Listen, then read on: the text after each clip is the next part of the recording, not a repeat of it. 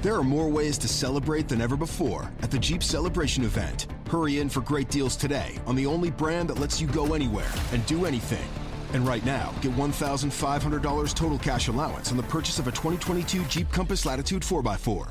Don't miss this great offer. Go to Jeep.com to find your local dealer. Hurry into the Jeep Celebration event today. Residency restrictions apply. Must take retail delivery by 5/2/22. Jeep is a registered trademark of FCA US LLC. Hi there, I am Adam Kirbas. I am here in Turkey, in Ordu, my hometown.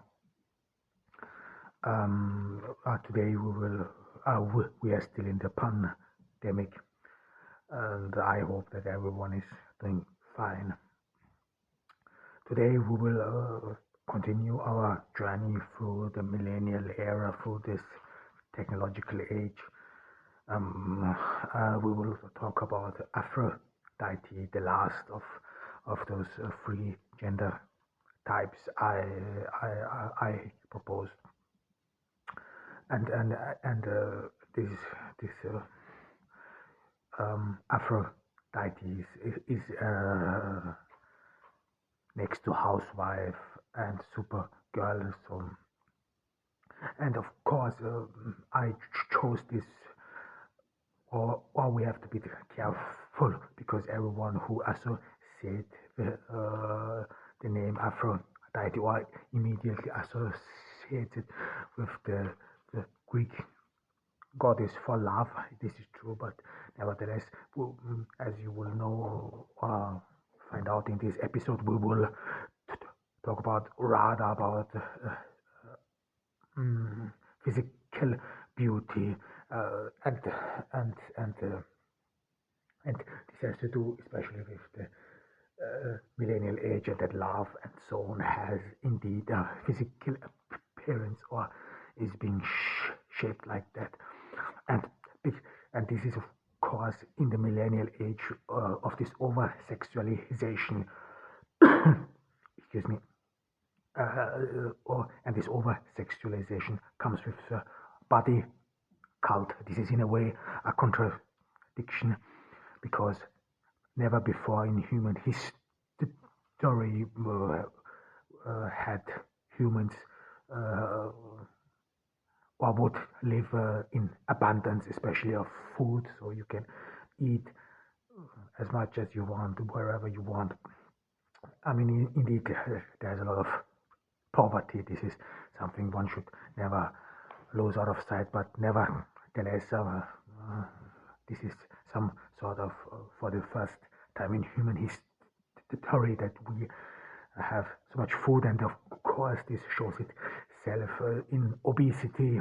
I mean, there was once a very interesting documentation I saw, especially in the US, that funeral homes or undertakers,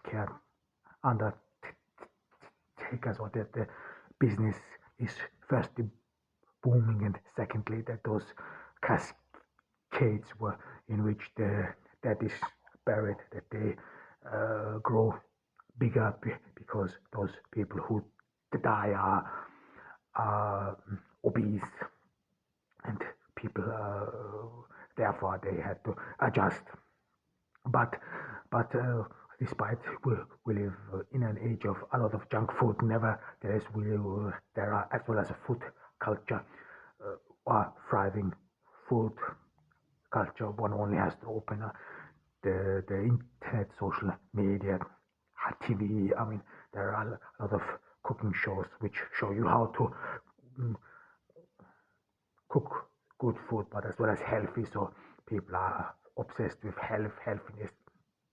And I think this is important to understand, that beauty always comes with health. This was always the case. It is with health, and we will later see with race as well, and especially what it means with whiteness.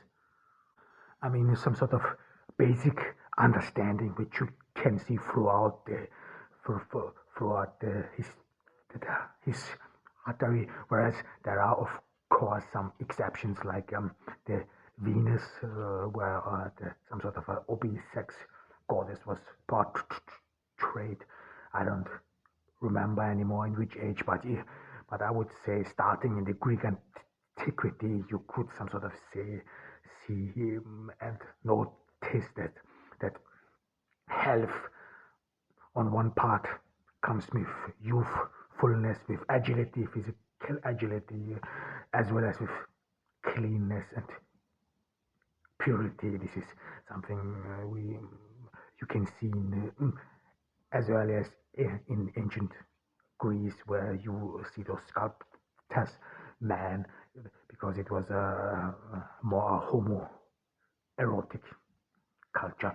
This is mostly men who are being portrayed as youthful, as agile, and therefore clean, healthy. I mean, it is consideration with purity, which then will take in and this is indeed a contrast to obesity, because obesity is uh, in one in one instance, people think that obese people eat a lot of food, eat in abundance. They eat a lot of unhealthy food, a lot of fat, a lot of sugar. That this is the cause of obesity, or one cause of it. I mean, this is a fact. This is a fact. You cannot deny it, and this indeed plays in the psyche of people, because in order to get obese you have to eat more than you need, or too fat, and too sugar, and this mm, is in addition to the fact that obesity is not appealing for the eye because of this proportion, or because obese people, their body or their body is not in proportion. That's why this is not pleasing for the eye, and with that comes uh, an unhealthy lifestyle, less agility. So when you are obese, you are not that agile, or you are not considered as clean and so on, because obese people sweat a lot and so on. I mean, of course, there are exceptions to that. I don't want to go into the detail, because obesity, or this beauty cult, is one big issue in our society. People talk about this in a great deal, and I think we should not go deeply into it. But nevertheless, what I want to talk about in a later episode is desire, which is, I think, very interesting. This does not mean, because with obesity, you have to be aware, this does not mean that obese people are very unattractive or whatever. There are indeed men as well as women who find appealing to obese people, as well as we talked about it, that really attraction is indeed physical, yes, but it is a lot of emotions play a role. This is not only women, because one always assumes that women would fall in love with their head, and only men with their with their genitalia. I would I would disagree. There are a lot of factors, and we will talk about it in detail, because it's a very interesting topic. But in order to sum it up, I mean, what I mean with obesity is not that you are just chubby, because everyone is chubby cheeks or whatever. But obesity really means that you have at least, I would say, twice as body weight than you should have, or that you are some sort of. I mean, there are a lot of factors and so on, but it is not pleasing anymore, and so on, because there are indeed health issues what one has to consider, because obesity was indeed a genetical advantage for humans, so in ages of abundance, so that you could store some of the food in your body, so that you could use it up in scarcity, but nowadays, especially with us living in abundance, this has become some sort of questionable. However, and this you have to be then aware that Aphrodite, this woman who has a lot of appeal, this female gender who has a lot of appeal on social media, is considered as healthy because everyone assumes slim people are very agile, slim people eat healthy, slim people have an healthy lifestyle. So Aphrodite, this female gender, you see mostly on social media, on TV. I mean, of course, exceptions. There are always a lot of exceptions, but the overall majority pretty much proves that this is the perception. So, and this is, I would not say that this is something you can train out of people so that they can some sort of think differently. I mean, we will talk about why black women are not integrated in this over sexualization. I think this is indeed very important. I mean, if one considers and watches on social media, on ads, on internet, TV, whatsoever, then you have to be aware of one thing, that this is whiteness. White women are in the center of all attention. White women are being over sexualized. I mean, you of course see some Asian models, and of course you see some black models. Nevertheless, sorry about there's this peep is an announcement. This is very typical for Turkey. Announcement are being made via speaker, and my home here is right, or the speaker is just a couple of meters away from my home and from this window. So this peep is the speaker outside, and there is some movie being announced or whatever. I mean, this is we are still in the pandemic. I mean, I don't know why one would gather into a cinema. However, I will wanna continue beauty and whiteness that we talked about. These are mainly white women who are in the center of all attention. I mean, of course, there are black women, Asian women, nevertheless. But if you pay close attention to black models, Asian models, they have always or appear always having, I would say, white facial structures, or appear more whitish. I mean, of course, this is some sort of questionable what is really whiteness, and we will talk about it a little bit, but nevertheless, so the overall majority is indeed white women, and this has been considered as beautiful, as the ideal. This is the influence. You see this in the overall majority on social media, starting with ads and so on. That this is only women that, especially white women, are in the center of it, and that they are then trend setters. I mean, it is indeed interesting where this beauty ideal originated from. There are many strengths, or not so many, but one thing you could say, especially one thing which led to the rise of whiteness was the picture or the photo, especially with the printing press.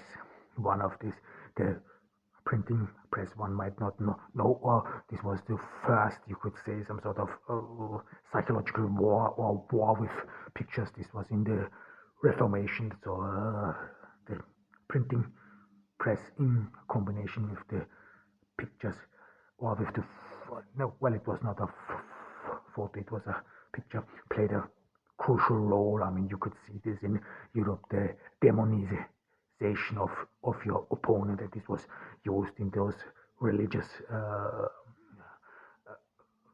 differences between Protestant and Catholic. So the rise of the picture indeed played a crucial part to it, and that in other countries like in Turkey, for example, or in the Islamic world, the picture was rather frowned or was not really, or was banned partially.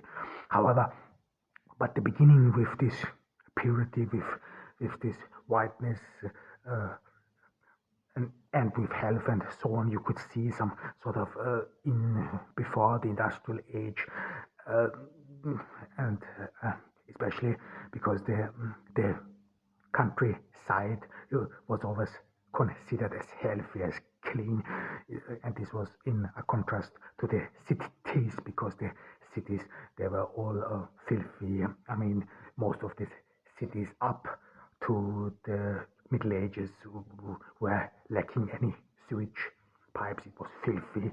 Many pandemics arose from these cities, and arose from these cities. They were, and to that, in contrast, was the countryside with lush green. It was considered uh, nature, pure nature, unadulterated nature. It was considered as roots, as origin, where people derived from, and the blue mountain sky, especially from the European uh, side. And then with the industrial age, of course, there were even a bigger contrast between cities, because in one instances you could say that in cities you had some sort of depravity, or some sort of exploitation, filth and so on. Whereas in the countryside, despite the fact that there were still feudal systems, that you were nature bound, and for that matter closely held by, and this was indeed the case. In the industrial age, you could feed yourself better in the countryside than in the city, because in the cities there were mostly miseries, and of course cities later on, after after those revolutions which did away with feudal system, and then opened up for other cultures. For example, the French Revolution granted citizenship somehow to Jews and Protestants, and they opened up to other cultures. Cities became some sort of a melting pot of cultures, influence of other cultures and foreign tradition, partially cosmopolitan and so on. And then in contrast was country, the countryside, with the people of the countryside, especially in the French Revolution. They made themselves some sort of independent. They had would own their land, and the countryside then not only became the place for health and healthy physical conditions, of healthy nutrition and so on, but as well as the preservation or the preservator of culture, of roots, of of of, of racial and cultural purity. And this was indeed very important, or became very important with the rise of nationalism and the geographic location of one's country. I mean, of course, this is a bit different in the US, because in the US there is not this bond to the country as in Europe, and Germany is some sort of, or German nationalism is a bit different as well, but nevertheless, this justification, or this boundary to the ground, to what you found, became of course very important, especially in a war-torn Europe, because war was always on the agenda. We said it before, Europe was a very bloody continent and so on, but then it became even further, or it was then made even more important through colonialism. I mean, there are indeed some philosophers who wrote about nature and the correlation of human appearance, even with wits. I mean, there were even some prominent philosophers who play to this very day a significant role, and they wrote, for example, that the climate and the environment one human grows up or a special race grows up would reflect their appearance as well as their psyche. And then later during colonialism, uh, Europeans came in contact with other cultures, especially with the tropic cultures of other parts. I mean, North America again was an exception. However, and then they saw themselves and created themselves as different to this foreign culture, because Europe was considered as the dominant, as the pure white region with lush green, cleanness, serene, and very importantly, the cold weather. Uh, and whereas those other countries, they were considered dry, hot, filthy, and so on, especially when they're overcrowded. And you have to be aware of one thing, and this is a fact. I mean, this is if you live in a very cold area, especially with winter where the ground freezes. This is some sort of a protection against any bacteria and so on. So cold kills a lot of bacteria. So it is partially a protection, and in other regions, I mean, for example, there are some regions in the world where there is no difference between summer and winter, or where the difference is just minimal, especially the closer you came to the equator. So in this tropic areas, then this is indeed some sort of a consideration. And then, of course, with the whiteness from a European point of view was then associated with the country, with purity, with blue mountains. This is very important. From blue mountains, then are derived blue eyes, then some sort of lush green and lush green or unadulterated regions, clean region, then the white skin, and so on. So they said indeed, so considerations of landscape played indeed a crucial part, and still to this very day play a crucial part, especially you want to say in Europe, European nationalism, and as well as they define whether someone is alien to the country, to the landscape, or is an inhabitant, a native. I mean, of course, this was not the sole source. There are always many sources why we think about this. I mean, why white has been considered as more pleasing than black.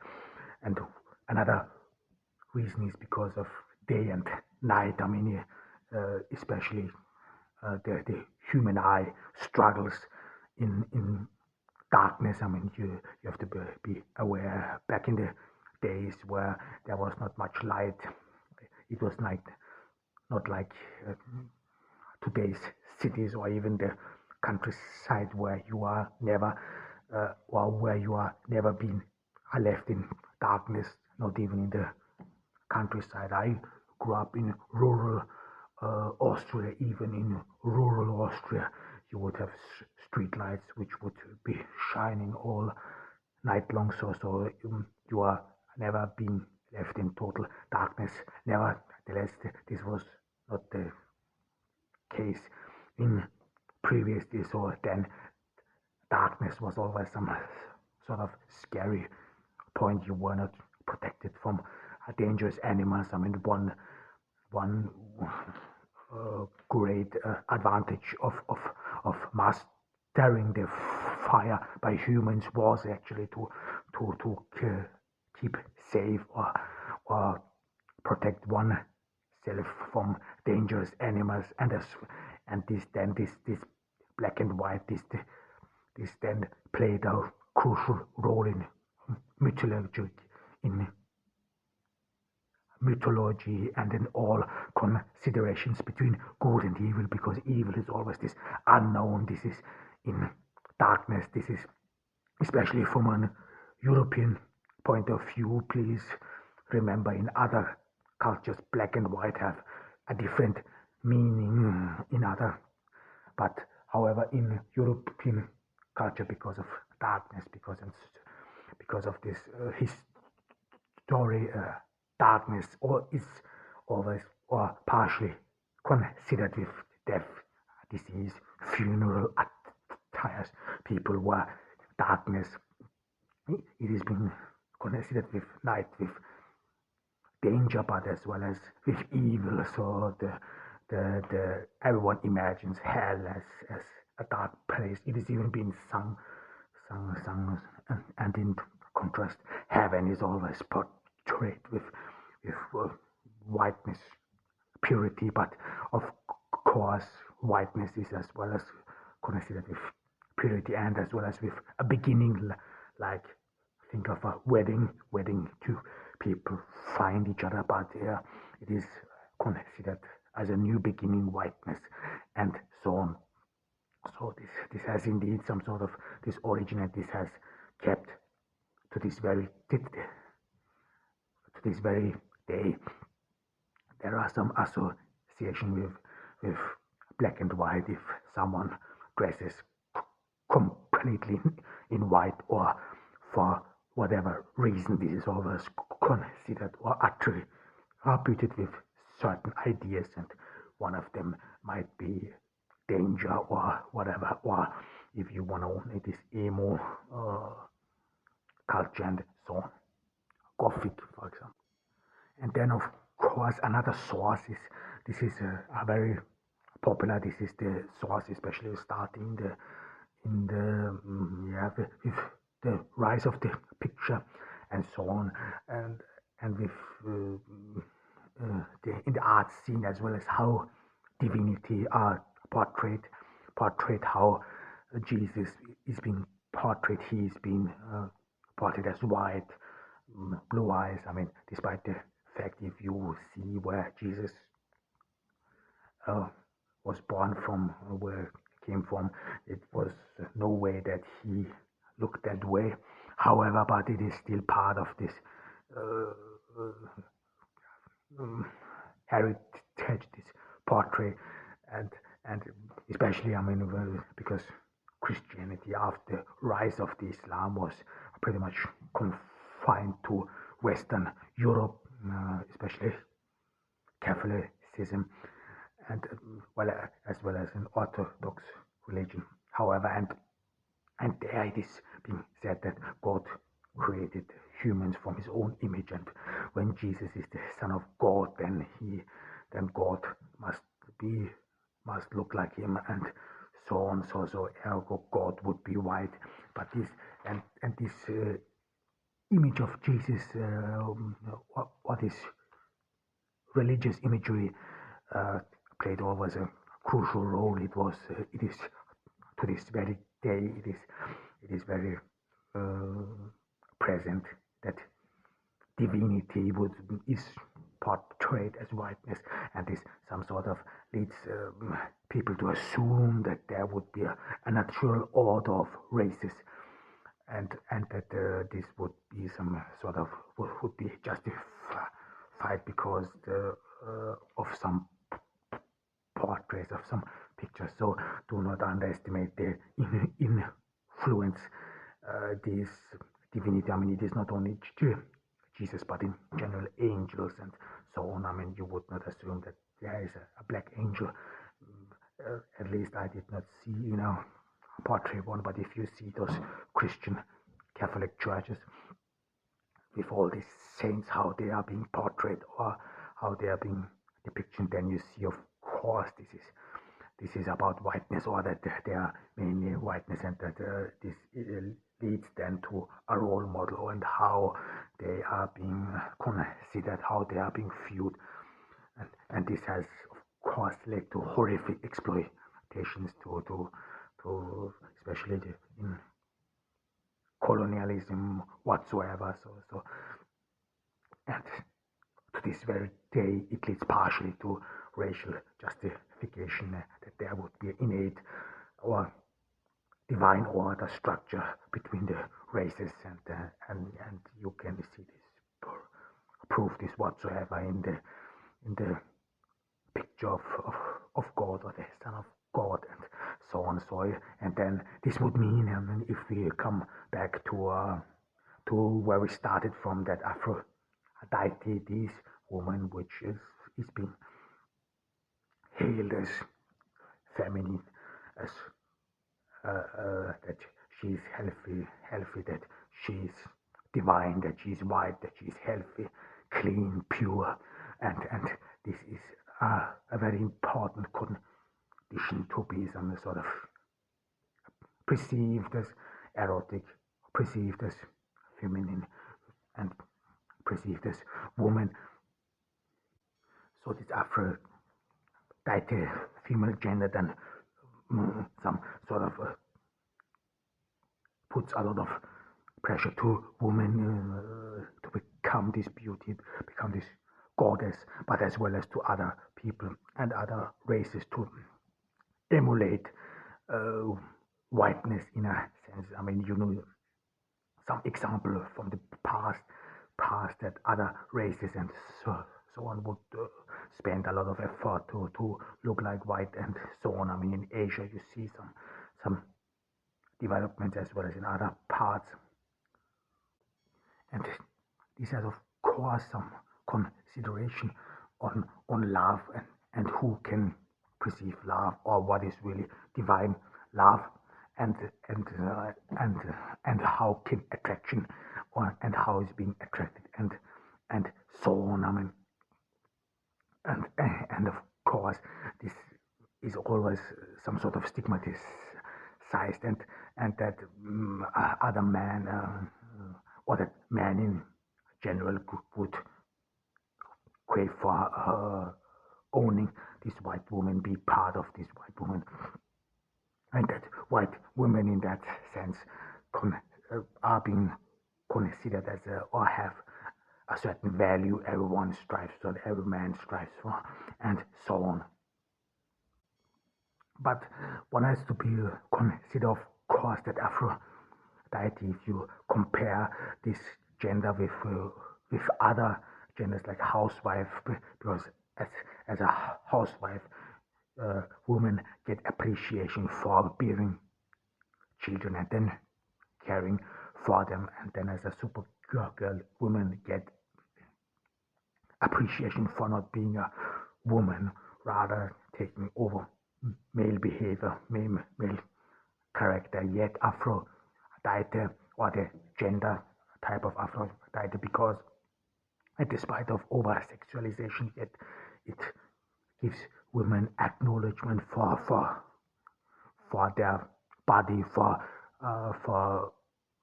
what is being considered as womanly, as feminine. So their entire body is in the center of all attention, indeed in an exploitative way, but nevertheless as well as in an appreciative way, because women feminine attributes are being craved and praised.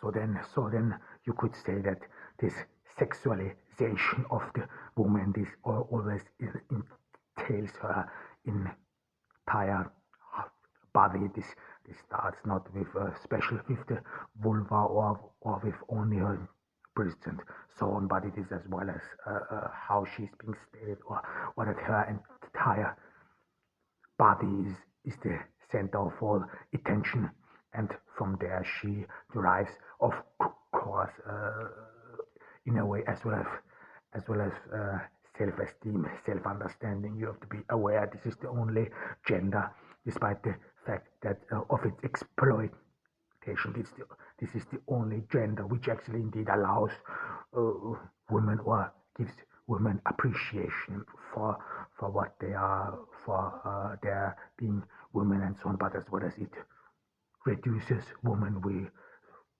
talked about this. Women are being reduced to their physical appearance and especially youthness, and and that beauty is some sort of wilts. Beauty does not last in a way that it is an ideal for one part, and that women and Aphrodite, this gender of course, uh, contributes to the perception that women are some sort of a good to be possessed at, because this is physical appearance.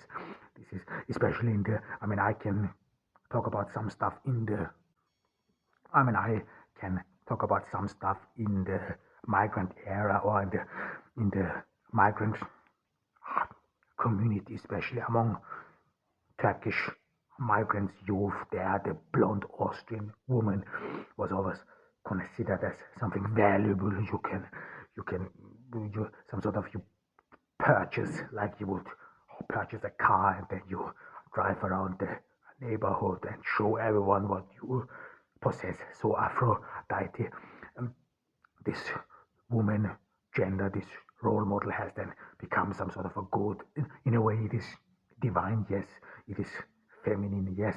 But nevertheless, it is some sort of derived from love, and this is what we have to talk about as well. And we will talk about this in this episode about desire, what we can think about desire and how love really looks like, because love then with Aphrodite and of course with the beauty role model appears to be only possible among beautiful people. Ugly people doesn't seem to love, or is this some sort considered as different, some sort of that there would be a different love, and with Aphrodite, with beauty, divine love would be beauty serene. It would be rooted and so on. Aphrodite, because of their cultural heritage, because of this cultural past of this genealogy, if you want to use a vocabulary of Michel Foucault, because of this, you could some sort of see that Aphrodite has become the source of or the cause of racial purity, because it is considered as whiteness, and that women indeed, and this is not new, that women then are considered the preserver of racial purity. We talked about this in the Third Reich, and you then see even to this very day, you can see that interracial marriages, they are rare. Brazil is an exception, because in Brazil there were some states there was an effort by the state to mix races. The Brazilian, they are different, but nevertheless, that this beauty ideal is some sort of puts or frauds any attempts for interracial marriages or interracial children. Despite the fact that we live in a multicultural society, of course, this has not only to do with beauty ideals. Culture plays a significant role too, like we said in male culturalism, that people rather live next to each other than really mix and intermingle with each other. But nevertheless, this beauty ideal, especially this beauty ideal of whiteness, some sort of implies that one would need to preserve it, so it frauds any attempt of mixed race children, interracial children, and so on. So Aphrodite, indeed, it is the one of the dominant genders, you could say, in the millennial age, because you only have to watch social media, and every woman and so on portrays themselves. It is in the media, even black women as well as Asian women are being measured by these white standards. I mean, this has to do with facial features and so on, and a light skin tint in order to being perceived coming close to being whiteness and so on. So this was my today's podcast. I mean, it is today it was a bit arduous because it is July in Turkey, and despite, even if it is the Black Sea region, even though it is the Black Sea region, and even though it's not so hot like in other parts of the region, but nevertheless, July in Turkey is very exhausting. It is hot. I mean, I'm perspiring a lot. However, we made it in the and in the future, the next time I wanna talk about a little bit of environment, because environment is a very important issue as well. Then we will see. I think another issue is an important issue is the LGBTQ community, because this is dominant. You want to see, especially, I mean, one thing one has to say, the LGBTQ community is rather very dominant in the universities, in these colleges outside. Yeah, well, because this is indeed different. However, the plan would then be that we talk about it as well, and then so that we have some sort of mentioned the main issues in the millennial age, or what defines the millennials, and in this technological age. I mean, we don't have a name for this age whatsoever. So everyone who wants to be creative can come up with a name. Normally, they are being given afterwards. However, this was Adam. He was from Urdu in this hot July day in the pandemic. I hope you keep safe and take care of yourself, that we can pass this pandemic safely, and then finally move on. Bye. There are more ways to celebrate than ever before at the Jeep Celebration event. Hurry in for great deals today on the only brand that lets you go anywhere and do anything.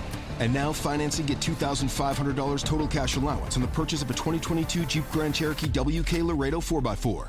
Don't miss this great offer. Hurry into the Jeep Celebration event today. Financing for all qualified buyers through Chrysler Capital. Not all buyers will qualify. Residency restrictions apply. Must take retail delivery by 5/2/22. Jeep is a registered trademark.